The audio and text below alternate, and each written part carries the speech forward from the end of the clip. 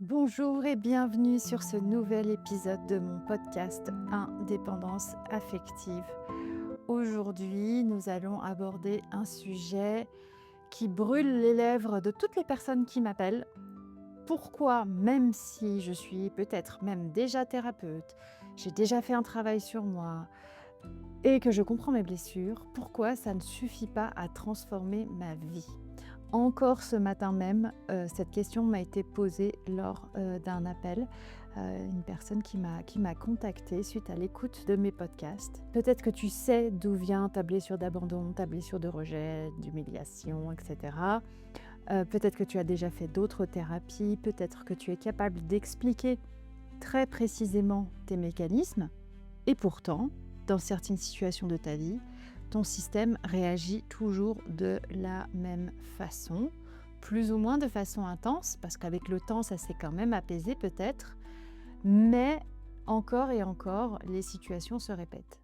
Alors peut-être que ces différentes situations, ça peut être lorsque quelqu'un prend une certaine distance avec toi ou que cette personne ne réagit pas de façon aussi chaleureuse, aussi amicale que tu aimerais. Tout de suite, mille et une questions surgissent à ton esprit et tu te dis: «Oh mon Dieu, qu'est-ce que j'ai fait? Je me sens rejetée, je me sens pas bien, cette personne ne m'aime pas». Un message qui va rester sans réponse, un besoin de contrôle qui, surgit par rapport à, une attitude de ton compagnon, de ta compagne, auprès duquel tu as des soupçons sur une attitude ou quoi et du coup tu développes un contrôle excessif, suite à quelques doutes. Une critique peut-être d'autrui qui va te blesser encore ou, une réaction impulsive que tu n'arrives pas à contrôler ou que tu n'arrives pas à maîtriser. Des tensions qui apparaissent dans notre relation amoureuse ou dans notre relation amicale ou dans une relation professionnelle et à chaque fois, on a encore ce corps qui réagit à notre place, le cœur qui s'emballe, le ventre qui se contracte, l'angoisse qui monte. Cette forme de doute qui nous assaille, qui nous pèse, qui nous abat les épaules. Ce sentiment de se sentir rejeté, ce sentiment de vouloir porter, de vouloir réparer, de vouloir tenir la relation, courir après l'autre, s'excuser, se faire pardonner ou au contraire, une fuite totale. Et une fois que, l'emballement du corps et du cœur, de la tête aussi parfois s'est apaisé, là on se dit: «Oh là là, mais je me suis vu faire en fait. Je le savais. Je vois bien que je reproduis encore et encore». Parce que à la fois, tu as déjà travaillé dessus, mais en même temps, il y a une partie qui reste encore enfouie, encore obscure et tu n'arrives pas à t'en défaire. Comme si ça te collait encore et encore à la peau et évidemment, la vie va te montrer, à travers différentes situations plus ou moins complexes, mais souvent plus complexes que moi, que tu as encore le sujet à travailler et peut-être cette fois d'une manière un peu plus profonde, un peu plus approfondie. Donc aujourd'hui, c'est de ça dont je voudrais te parler. Pourquoi, même si je comprends mes mécanismes, ça ne suffit pas à transformer ma vie? Dans mon travail, j'ai la chance d'accompagner aujourd'hui des thérapeutes, j'ai la chance d'accompagner des gens qui, ont déjà fait un certain travail sur eux, sur elles. J'ai la chance d'accompagner des personnes qui ont «accès» entre guillemets à une forme une certaine lucidité, une lucidité certaine même. Et ces personnes ont évidemment déjà énormément cheminé, lu des choses et cetera. Mais pourtant, on tourne encore en rond depuis des années. Alors après la vie, c'est un peu une spirale finalement, hein, il faut quand même, se rendre compte. C'est-à-dire que on va avoir des gros événements dans notre vie qui vont nous faire travailler particulièrement un sujet de façon très forte. Donc, ça va être généralement une blessure d'abandon, de trahison, de rejet, d'injustice ou d'humiliation. Donc là, la blessure, elle est très marquée. Souvent, au départ, elle n'était pas consciente et à travers cet événement de vie qui peut être un deuil, une rupture, parfois même les 2, une situation professionnelle qui s'effondre, voilà, vraiment un changement de vie qui correspond d'ailleurs souvent à un changement d'identité, c'est-à-dire un changement de casquette. Il y a énormément de choses à dire sur cette notion d'identité, à quoi je m'identifie.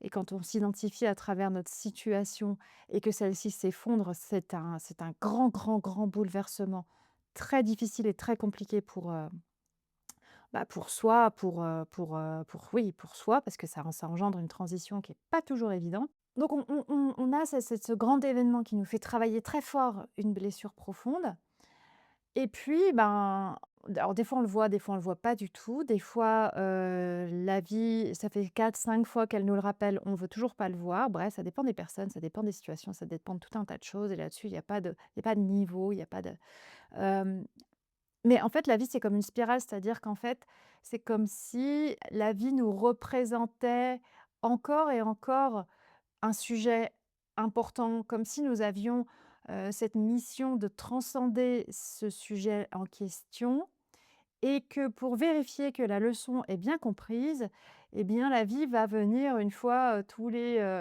1 à 3 ans, nous, faire, revoir le sujet pour approfondir, aller encore plus loin et revoir la leçon. Et donc parmi les personnes que j'accompagne, il y a plein, plein, plein de profils. On va avoir le profil de la personne, lucide, mais néanmoins, qui s'épuise parce qu'elle a fait plusieurs thérapies, elle a fait beaucoup de développement personnel, beaucoup de lectures. Du coup, elle a compris intellectuellement ses réactions, ses blessures, ses schémas. Heu, elle se voit faire, clairement, mais dans la relation, que ce soit avec ses amis ou avec son conjoint ou sa son ou sa ou s enfin, la personne qui partage sa vie, elle va s'effondrer, s'accrocher, se suradapter ou au contraire, développer une forme d'agressivité, pas de violence, mais oui, d'agressivité, de mots, de piques qui sont pas très sympas à l'encontre de l'autre. Là, c'est évident que la compréhension mentale n'empêche pas la réaction émotionnelle. Après, on a d'autres profils. J'ai une personne que j'accompagne qui se dit être dans l'amour, qui par exemple, préfère envoyer de la lumière à son ex-conjoint avec lequel ça se passe pourtant pas très bien. Elle se dit: «Oui, mais je reste dans la bienveillance, je vois bien comment il fonctionne et je lui envoie de la lumière». Mais en fait, c'est le meilleur moyen de ne pas couper le lien et de rester attaché et disponible pour cette personne et derrière une forme de spiritualisation du lien et de la situation, finalement, se cacher, derrière le fait que, la personne ne coupe pas réellement le lien. Et c'est là où, là encore, le mental peut créer des justifications, souvent très élégantes, pour éviter de voir finalement une dépendance, ou, un besoin de maintien du lien. Autre exemple, j'ai des personnes qui sont, très structurées, très, dans le mental, très, mais en même temps conscientes, toujours lucides, hein, mais qui, vraiment a un besoin d'exercer une forme de contrôle, notamment dans sa propre vie, avec un niveau d'exigence très haut, très fort, qui observe ses rigidités, qui comprend ses mécanismes.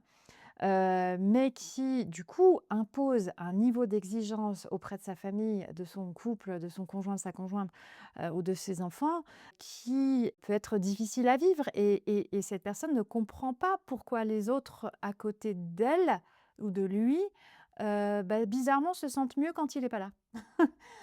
Voilà, donc ça c'est différentes choses en fait où les personnes que j'ai m'expliquent, elles me disent: «Mais voilà, mais elles sont très, très lucides sur leur situation».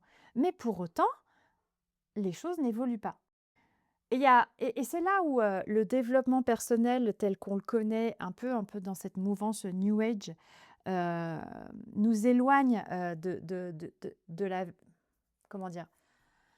Nous éloigne de la libération, je vais y arriver, parce qu'en fait, il y a un postulat dans le New Age où à la fois il y a une forme d'évitement, où on évite le négatif, où on évite, le mal-pensant, on évite la malveillance, on évite les sentiments, la colère et cetera, alors que en vérité, la transformation passe par l'expérience. La transformation passe par l'expérience aussi de toutes ces émotions négatives. La transformation va passer par la revisite de notre tristesse profonde qui peut être à l'origine de cette colère. La transformation va passer par une revisite de cette haine que je ressens vis-à-vis de cette personne qui m'a fait tellement de mal, et à juste titre.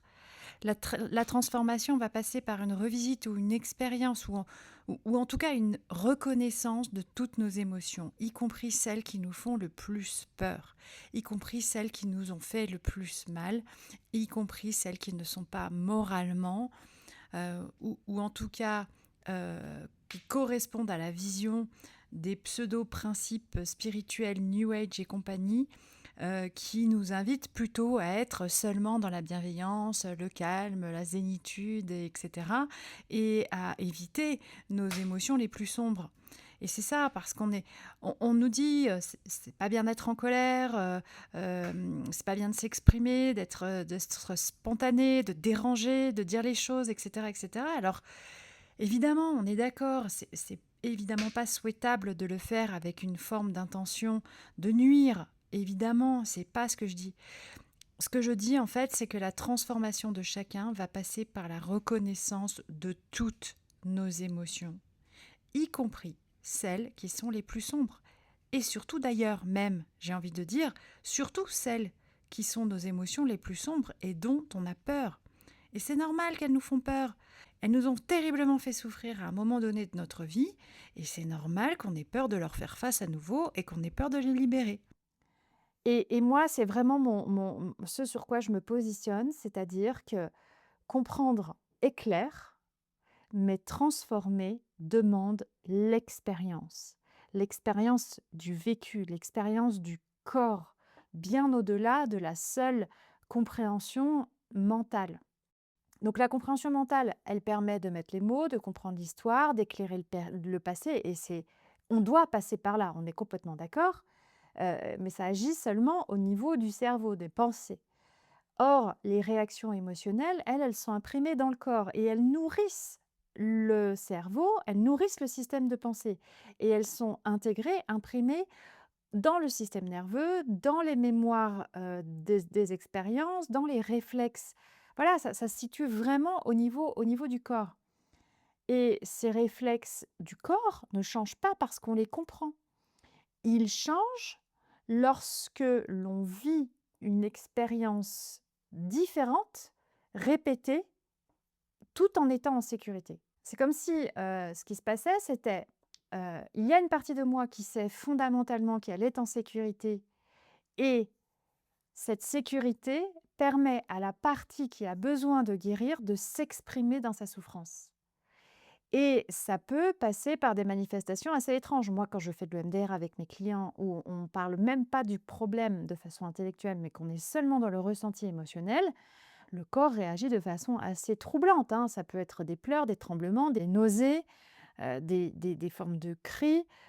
Parfois, alors c'est pas tout le temps comme ça, hein, mais voilà, la mémoire du corps emprisonne finalement la blessure, et c'est ainsi qu'elle permet, mine de rien, de la reproduire encore et encore et encore.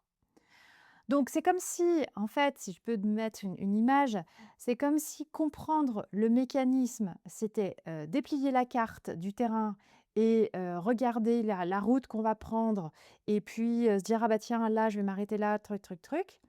Alors que le transformer, le mécanisme, c'est effectivement être soi-même sur la route, traverser le village, regarder que ça monte et que ça descend, et vivre vraiment l'expérience sur le terrain. Et le terrain, ça peut aussi être la relation avec l'autre, parce que, pour rappel, l'autre est mon miroir, que ce soit mon autre de mon amoureux, mon amoureuse, ou que ce soit mon autre, mon ami, IE, que ce soit une relation professionnelle, etc. L'autre avec un grand A, quel qu'il soit, autrui, est mon miroir. Donc si je vis une expérience, si je vis une réaction émotionnelle que je ne contrôle pas tout à fait, c'est bien l'autre qui, c'est pas la faute de l'autre, c'est l'autre qui vient la déclencher en lien avec comme s'il venait allumer l'interrupteur d'une blessure encore active à l'intérieur de mon corps. Voilà. Et donc c'est là où moi, dans le cadre de, ce que j'ai envie de proposer, j'ai créé l'académie Envie, pas pour ajouter encore de la compréhension. La compréhension, tu vas la trouver à travers ces différents podcasts. Il y a énormément, énormément de contenu, il y a énormément, énormément d'exemples. Donc je pense qu'il y a plein de prises de conscience qui se passent déjà justement par rapport à cette compréhension. Mais l'académie Envie, l'idée, c'est de proposer un espace quand même structuré où la transformation peut s'ancrer parce qu'elle est sécurisée.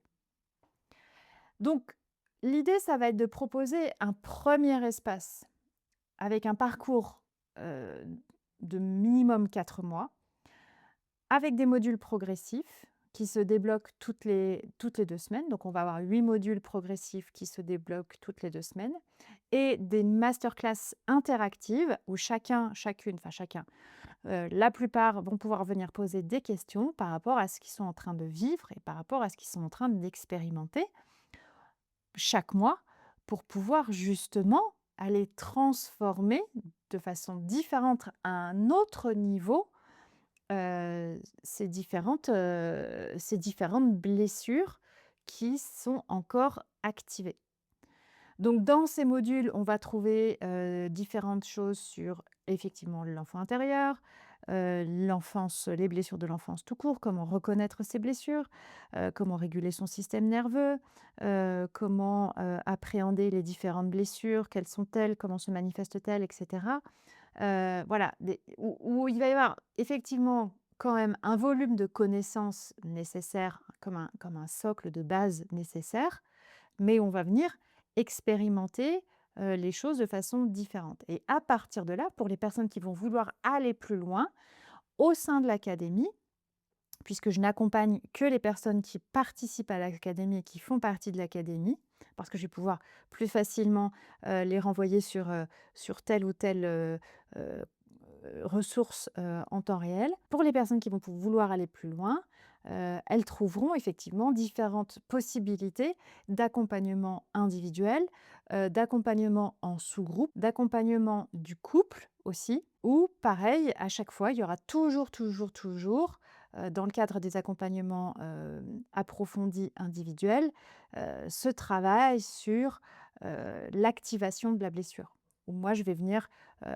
vraiment en profondeur, à la fois travailler avec mes outils sur la blessure en tant que telle, la mettre en lumière et avoir et proposer, cette transformation par le corps.